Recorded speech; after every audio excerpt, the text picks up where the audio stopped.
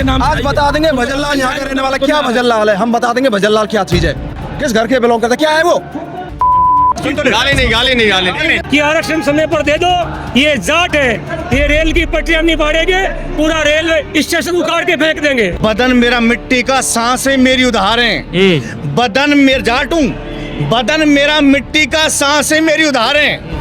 घमंड करूं किस बात का, हम सब किराएदार हैं। यहीं से बिलोंग करते हैं महाराजा विश्वेंद्र सिंह। बिलोंग करते हैं नहीं करते? बिल्कुल। आप भी यहीं से बिलोंग करते हो? ताऊ है आपके ताऊ जी कह रहे हैं कि किसी बाहरी को आकर यहाँ पर आरक्षण मानने की जरूरत नहीं है, ऐसे कुछ बयान दे रहे हैं। कोई दिक्कत नहीं, बात नहीं, अभी बीमार है, अब अपने घर है। हनुमान बेनीवाल संघर्षशील नेता है, लेकिन अभी तक उनकी पार्टी की अभी एक भी सीट नहीं है राजस्थान विधानसभा के अंदर। वो कह रहे थे कि जो मेरा खुदरा समाज साथ देता बहुत बार। आज राजस्थान की 100 सीटों पर कम से कम हनुमान बेनीवाल की अब 30,000 से शुरुआत होगी और 100 विधायकों का आज कलेजा ये मेला देख के धड़क रहा है। स्वागत है आपका द खबरों पर। हम अभी मौजूद है भरतपुर, जो है महाराजा सूरजमल की धरती, जिनका नाम भारत में बड़े सम्मान से लिया जाता है। और आज भरतपुर में नागौर सांसद हनुमान बेनीवाल आ रहे हैं। जाट समाज जो है भरतपुर, धौलपुर, डीग का, उन्हें आरक्षण दिलवाने को लेकर यहाँ पर नजर आएंगे। हमारे साथ काफ़ी जाट समाज से ताल्लुक़ रखने वाले लोग हैं, इनसे बातचीत करते हैं, जानते हैं कि कितनी ये राह मुश्किल है, कैसे ये हल हो सकती है। क्या नाम है आपका? गोलवीर फौजदार आरएलपी पार्टी से। गोलवीर फौजदार आरएलपी पार्टी से। यहीं से बिलोंग करते हो आप? मैं तो भाई विधानसभा आते भरतपुर जिले से ही है। अच्छा, अभी यहाँ पे देखा जा रहा है कि जाट समाज आवाज़ उठा रहा है कि हम आरक्षण दिया जाए। 3 जिले हैं, ठीक, अभी जो नया बना था। भजनलाल जी भी इसी क्षेत्र से ताल्लुक़ रखते हैं, इसी जिले से ताल्लुक़ रखते हैं। क्या कुछ लग रहा है आपको आरक्षण मिल सकता है?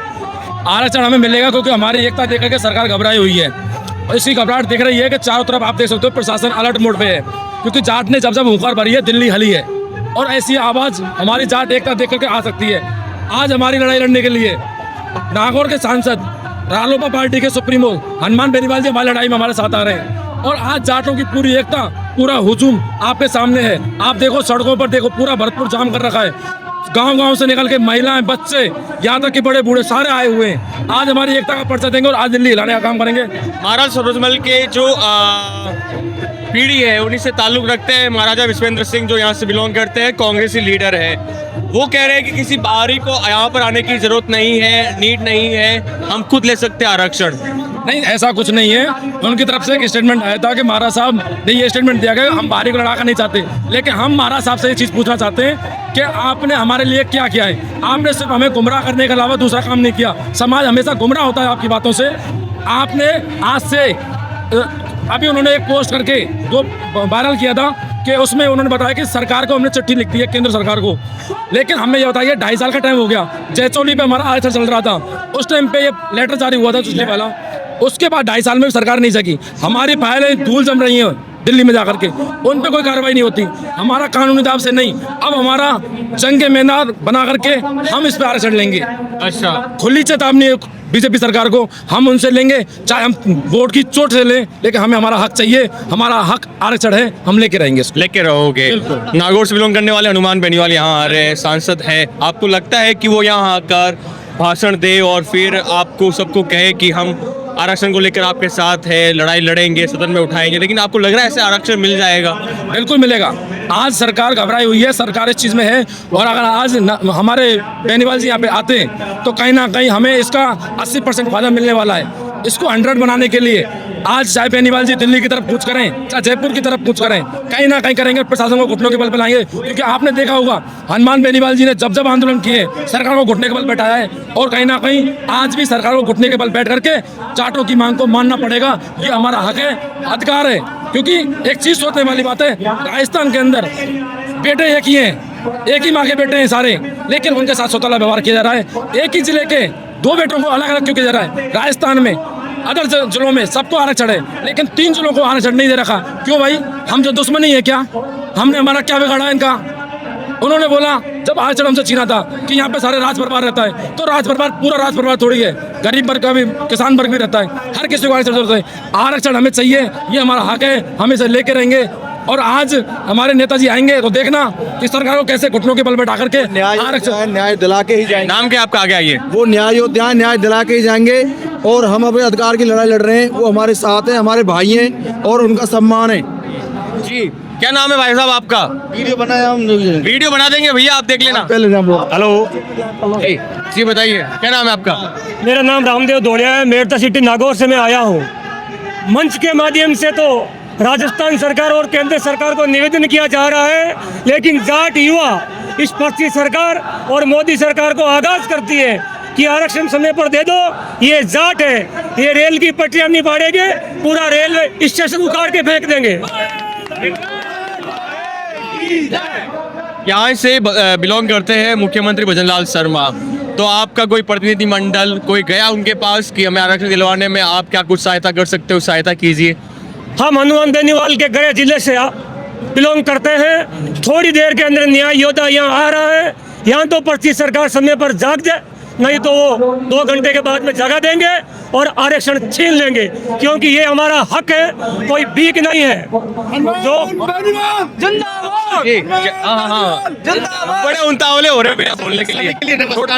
भैया सभी के लिए नमस्कार। कैमरा है ना यार भैया, वो सभी के लिए नमस्कार। नाम क्या आपका? नाम छोटू पहलवान। छोटू पहलवान। क्लासेज हीरादास पर भी चलाता हूँ। एक्सल बहुत अच्छी है आप। हाँ, बदन मेरा मिट्टी का, सांसें मेरी उधारें। बदन मेरा जाट हूँ, बदन मेरा मिट्टी का, सांसें मेरी उधारें। घमंड करूं किस बात का, हम सब किराएदार हैं। अच्छा। तो ये मत सोचना जिंदगी में कि जाट से बड़े हैं। जाट जब चाहेगा, जब खाट को उठा के फेंक सकता है। जाट के अंदर वो ताकत है, जब आरक्षण चाहेगा। पहलवान हो आप? हाँ, पहलवान हूँ। अच्छा। पहलवानी करता हूँ, बच्चों को पढ़ाता हूँ। हजारों भर्तियां, लाखों सपने, हजारों भर्तियां, लाखों सपने। जिसे अपना भविष्य बनाना हो, बजरंग क्लासेज में आए, अपना भविष्य बना के जाएं। फ्री आप फ्री प्रमोशन कर रहे हो आप अपना, मुद्दा कुछ और है। आप फ्री प्रमोशन कर रहे हो। वो भी चला, जाट का भी चल रहा है। जाटों के लिए फ्री में नौकरी लगा रहा हूँ, सरकारी नौकरी। ओबीसी में आरक्षण और मिल जाएगा, तब और खिल लूंगा। घबराने की कोई जरूरत नहीं है। बजरंग क्लासेज में आए, अपना भविष्य बना के जाएं। केवल जाट समाज के बच्चों को पढ़ा रहे हो? सब वहाँ जाट के पढ़ा रहा हूँ और 36 कौम के बच्चों को पढ़ा रहा हूँ। लेकिन जाट जाति अपनी है, उससे मतलब रखेंगे, ज्यादा प्यार है। हाँ सर, हो सब- जाता है। हाँ, जाट समाज नहीं, बिरादरी। सब सारे 36 कौम को संग लेके चलेंगे। हमारे लिए आरक्षण चाहिए, हम किसी से नफरत नहीं करते। हम ये नहीं करें, हम नफरत करते किसी एक से। बड़ा सवाल है आपसे कि यहीं से बिलोंग करते हैं महाराजा विश्वेंद्र सिंह? हाँ, हाँ, बिलोंग करते हैं, नहीं करते? बिल्कुल, हाँ। आप भी यहीं से बिलोंग करते ताऊ हो? हमारा, हाँ। ताऊ है हाँ, आप? ताऊ है। हाँ, ताऊ है। आपके ताऊ जी कह रहे हाँ। हैं कि किसी बाहरी को आकर यहाँ पर आरक्षण मानने की जरूरत नहीं है, ऐसे कुछ बयान दे रहे हैं। कोई दिक्कत नहीं, बात नहीं, बीमार है, अब अपने घर है। कहाँ से हो गई? मेरे बताओ। एक मिनट, वो बारी कहाँ से हो गई? जब महाराष्ट्र में सब बोला, बदन मेरा मिट्टी का, सांसें मेरी उधार। 84 लाख यूनियन में इंसान का जन्म मिला है।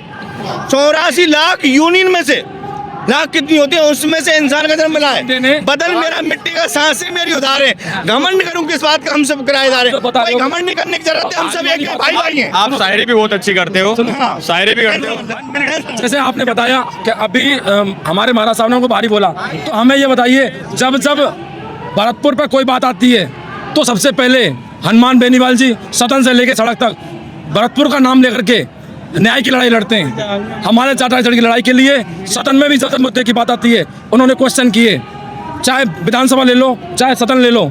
और जब भी सड़कों पे राजनीतिक मंच हो, धार्मिक मंच हो, जब भी वो जहाँ से भी अपने मंच में भाषणों की शुरुआत करते हैं, वहाँ पे सबसे पहले वीर तेजा जी का, उसके बाद महाराज सुरमल जी का जयकारा लगाते हैं। एक बड़ा सवाल ये होता है तो बाहरी कहाँ से हुए? हनुमान हमारे बेनीवाल हुए। संघर्षशील नेता है, लेकिन अभी तक उनकी पार्टी के अभी एक भी सीट नहीं है राजस्थान में विधानसभा के अंदर।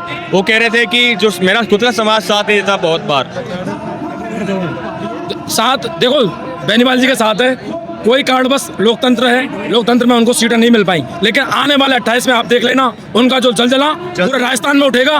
और आपकी बार ऐसा ही नहीं कि पश्चिमी राजस्थान में, राजस्थान के हर कोने से आवाज उठ रही है, हमें न्याय योद्धा चाहिए। और न्याय योद्धा के लिए भरकम पूरा बहुमत मिलेगा और आने वाले टाइम में बहुमत से सरकार भी मिलेगी। जी, क्या नाम है आपका? धीरेन्द्र चौधरी, RLP का कार्यकर्ता। भरतपुर का जाट आज की डेट में, भरतपुर का जाट आज की डेट में हनुमान बेनीवाल के साथ खड़ा हुआ है। हनुमान बेनीवाल हमारा भाई है, हमारे भरतपुर के नेता बिल्कुल जो राजनीति करते हैं वो स्वार्थी राजनीति करते हैं। अब समाज जाग चुका है, उनके खिलाफ है आज डेट में। आज स्टेज पे जो भारत साहब ने स्टेटमेंट दिया आज को होना चाहिए, क्यों नहीं है? क्योंकि अपने से आगे किसी को नहीं देखना चाहते। मैं कह रहा हूँ इस बात को 75 साल से हमारे भरतपुर डिस्ट्रिक्ट को पीछे कर दिया। मैं राजा ऊपर जाता मरती रहे, क्या होना जाना है। लेकिन आज हमारे जाट समाज का नेम सिंह फौजदार मंच का संचालन कर रहे हैं, वो अभी मैंने उनसे बात की, वो कह रहे हैं कि उनका आशीर्वाद हमारे साथ है। जी, हमारे बड़े बुजुर्ग रहेंगे, उनका सर पे तो हमारा ऊपर रहेगा ही। हम ऐसा नहीं बोल रहे वो विरोधी हैं, लेकिन भाई हनुमान में आज तक आगे क्यों नहीं बढ़ने दिया? आज तक हमारे समाज से किसी नेता को आगे बढ़ने क्यों नहीं दिया? महाराज साहब ने जो नेम सिंह फौजदार जी आज मंच संचालन कर रहे हैं, उनको ही उन्होंने भरे मंच से शहीद का दर्जा दिया था। धरातल में मेहनत की है इन्होंने, धरातल में मेहनत किया करते हैं जी। तो हमारे बड़े बुजुर्ग के आशीर्वाद है, हम उनका सम्मान करते हैं, लेकिन ये नहीं चलेगा। सर अभी आपने एक सवाल किया था कि राष्ट्रीय लोकतांत्रिक पार्टी की एक भी सीट नहीं है, लेकिन मैं दावे के साथ कहता हूँ आज राजस्थान की 100 सीटों पर कम से कम हनुमान बेनीवाल की अब 30,000 से शुरुआत होगी और 100 विधायकों का आज कलेजा ये मेला देख के धड़क रहा है कि 2028 में ये हनुमान हमारा पत्ता काट देगा और राजस्थान के अंदर राष्ट्रीय लोकतांत्रिक पार्टी की सरकार बनाएगा। क्योंकि अब राजस्थान की जनता संघर्ष का साथ देगी, बगौत करने वालों का साथ देगी। आप ही के समाज से कांग्रेस पार्टी के पीसीसी चीफ है गोविंद सिंह डोटासरा, उन्हें कैसा नेता मानते हो आप? वो नेता कहाँ है? वो तो सिर्फ अपने पार्टी के मुखिया बन के बैठे हैं ना। उनको क्या है? उन्होंने कभी समाज के मुद्दे पे बात की? चोर मौसेरे भाई, दोनों पार्टियां चोर हैं, दोनों पार्टियों को दरकिनार करेगी। भरतपुर की धरती से तूफान उठेगा। आरएलपी यहाँ से शुरुआत होगी, आरएलपी यहाँ से कांग्रेस के अंदर तो खुद फूट पड़ी है। डोटासरा तो अशोक गहलोत का आदमी है, वो खेमा अलग चल रहा है, सचिन पायलट का खेमा अलग चल रहा है, तो वो तो खुद एक नहीं है। कांग्रेस तो खुद बिगड़ी पड़ी है। अभी कांग्रेस को विपक्ष की भूमिका निभानी चाहिए। कहाँ है कांग्रेस? जीरो है। आप देख सकते हो ना, आज विपक्ष की भूमिका जो निभा रहा है, एक अकेली आरएलपी पार्टी निभा रही है। हनुमान बेनीवाल हमारा नेता वोट आ रहा है। आज कहाँ चुप? आज वो बिलों में घुसे पड़े। कहाँ है कांग्रेस? कहाँ है? दोनों एक ही पार्टी है, दोनों एक ही थाली के चट्टे बट्टे। एक चोर मौसेरे भाई। भरतपुर के अंदर आज हनुमान बेनीवाल जी यहाँ पे पधार रहे हैं, कुछ ही समय में मंच के ऊपर आ जाएंगे। लेकिन भरतपुर के अंदर कांग्रेस और बीजेपी दोनों मिलकर के इस प्रोग्राम को फेल करने के विचार कर रही है, क्योंकि उनको पता है कि एक तूफान निकला है पश्चिमी राजस्थान से। हनुमान बेनीवाल नो डाउट संघर्षशील नेता है और कद्दावर नेता है अपने समाज से आने वाले। उनके साथ कौन सा ऐसा लगता है कि कौन सा नेता और साथ में आ सकता है? किरोड़ी लाल मीणा, या फिर चर्चा चलती है रविंद्र सिंह भाटी, कई सारे नाम चलते हैं। देखो समय बताएगा। सुनो, वो तो समय बेनीवाल जी ने हमेशा जब भी मीडिया से रूबरू हुए उन्होंने एक ही शब्द बोला है, जो बीजेपी और कांग्रेस के खिलाफ लड़ेगा उसके लिए राष्ट्रीय लोकतांत्रिक पार्टी के दरवाजे खुले हुए हैं। बिल्कुल। आप युवा हो, क्या नाम है आपका? प्रवीण कुमार, कहाँ से? भरतपुर से हूँ। यहीं से हो? अच्छा। अभी काफ़ी चर्चाएं चल रही है, काफ़ी संघर्ष भी किया जा रहा है आपके समाज के द्वारा कि जो 3 जिले हैं यहाँ से बिलोंग करने वाले जाटों को आरक्षण मिले केंद्र के अंदर, तो क्या मानना है आपका? मिलेगा? आरक्षण लेके रहेंगे, जरूर लेके रहेंगे, ये हमारा हक है, कोई भीख नहीं है। हमारा न्याय योद्धा हमारे साथ है, तो इस बार आरक्षण फाइनल में मिलके रहेगा सर, मिलके रहेगा। बड़े जोश में नजर आ रहे हो आप। जोश में सर, जोश में ऐसे निकल चुके हैं जोश में। और यहाँ बीजेपी वाला एक भी आ जाए ना तो हम बता दें बीजेपी का कौन है। और मंच पे आए ना, जब तक आरक्षण दिला के नहीं मिलेगा वो ऐसे नहीं जाएंगे। उन्होंने जो भी रैली की है वो आर पार की कूच करने का विचार है क्या? आज कूच, बिल्कुल कूच। भी आए ना, युवा सब कुछ नहीं है, वो बेनीवाल जी के नाम आज बता देंगे भजनलाल यहाँ का रहने वाला क्या भजनलाल है, हम बता देंगे भजनलाल क्या चीज है, किस घर के बिलोंग करता है, क्या है वो, कुछ नहीं होगा उसी है। सरकार तो आप रोक रहे हो। गाली नहीं। नहीं, देखो सर, आप किसान के बेटे ही होंगे, नहीं होगे तो पहले भी होंगे। क्या किसान का बेटा हूँ? किसान का बेटा हूँ, तो आपके घर वाले क्या 20-25 दिन काम करते हैं खेत में? उन्होंने ये स्टेटमेंट जारी किया था कि किसान सिर्फ 20-25 दिन काम करता है और बाकी टाइम खाली। भजनलाल सिर्फ समोसा खाने के लिए बनाए और कुछ नहीं है, कुछ नहीं जानता है। हमारे भरतपुर के छोटभैया नेता बोल रहे हैं कि हनुमान बेनीवाल जी बाहर से हैं। जो भजनलाल सीएम है वो भी तो भरतपुर से जाकर जयपुर से सांगानेर से लड़े, वो भी तो बाहर ही हुए ना। और एक पर्ची की सरकार है, एक पर्ची का मुख्यमंत्री, जिसकी मंत्री भी नहीं मानते, जिसका कोई अधिकारी नहीं मानता। यहाँ क्या अवसरवादी हो रही है राजस्थान में, अवसर सरकार चला रहे। हनुमान बेनीवाल वो न्याय योद्धा है, हनुमान बेनीवाल वो न्याय योद्धा है जिसके काम के पीछे पड़ जाते हैं, उस काम को करा के मानते हैं और सरकार को झुका के दम लेते हैं। यहाँ पे जो युवा है, जो वरिष्ठ लोग हैं, काफी गुस्से में नजर आ रहे हैं। देखने वाली बात ये होगी कि हनुमान बेनीवाल यहाँ से क्या कुछ फैसला करते हैं, क्या कूच करते हैं दिल्ली की तरफ या जयपुर की तरफ, वो देखने वाली बात होगी।